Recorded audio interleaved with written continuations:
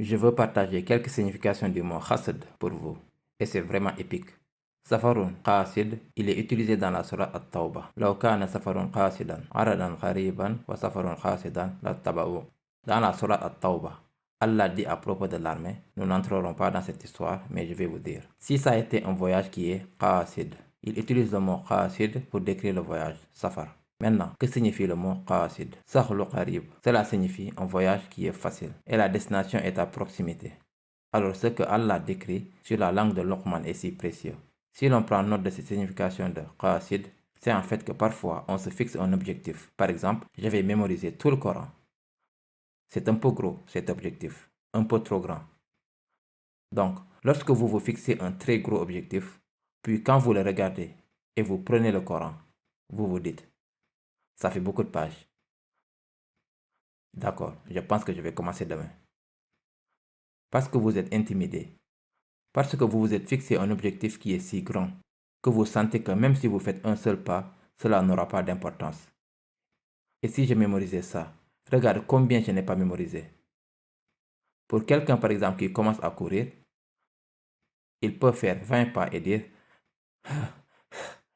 et il se dit, ok, d'ici à la fin de la rue. Et il regarde la fin de la rue et il se dit, ce n'est pas possible, je ne peux pas faire ça. D'accord, mais ne regarde pas la fin de la rue. Regarde simplement les 10 prochains pas. Tu vois cette fleur là-bas, ce buisson là-bas, juste jusqu'à ce buisson. Et il est, ok, je pense que je peux faire ça. Et il y arrive. Maintenant, vous voyez cette petite clôture là-bas. 10 pas, vas-y. Et vous savez quoi?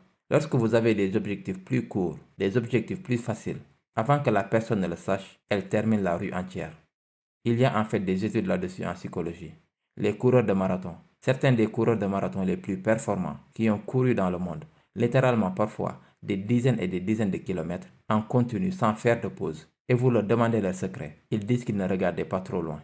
Ils regardent juste assez pour pouvoir voir un objectif plus petit. Puis ils se fixent sur la prochaine petite étape. Puis la prochaine petite étape. Pourquoi?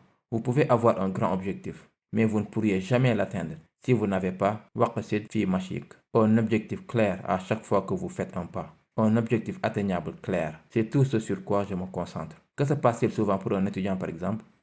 Parce que j'enseigne maintenant, j'enseigne l'arabe. Donc je vous donne un exemple d'étudiant arabe. J'enseigne un concept, j'enseigne une chose, et l'étudiant dit, mais je lisais un ayah, et il y a tellement plus à faire que ce que vous venez de nous apprendre. Comment allons-nous nous souvenir de tout? Qu'est-ce qu'on va faire? Il y a tellement d'arabes. Calme-toi. Juste cette étape. Votre objectif à cet instant est de ne pas regarder le reste de l'océan. Votre objectif à cet instant est de simplement s'asseoir sur cette planche et de ramer un coup. On ne vous demande pas de traverser l'océan Atlantique. On vous demande juste de vous habituer à rester debout dans l'eau pour un petit moment. Ensuite, nous allons faire un autre petit pas, puis encore un petit pas. C'est waqsid fi mashik. Des objectifs simples que vous pouvez réellement atteindre. C'est à ça que sert une journée. C'est ainsi qu'une personne doit penser. Parce que, 1.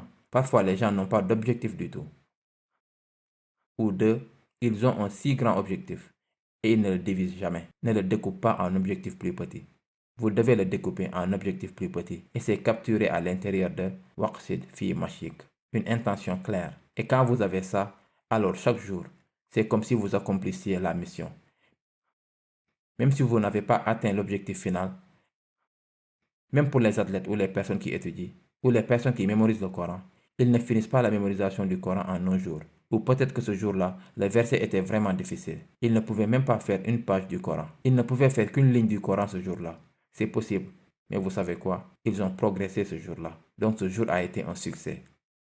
Ce jour-là, ils ont atteint leur objectif. Et s'ils meurent ce jour-là, ils meurent avec succès, n'est-ce pas? Une personne n'aura rien à son avantage, sauf les efforts qu'elle a fait. Qu'avez-vous essayé de faire? C'est tout. C'est tout ce qu'on va nous demander.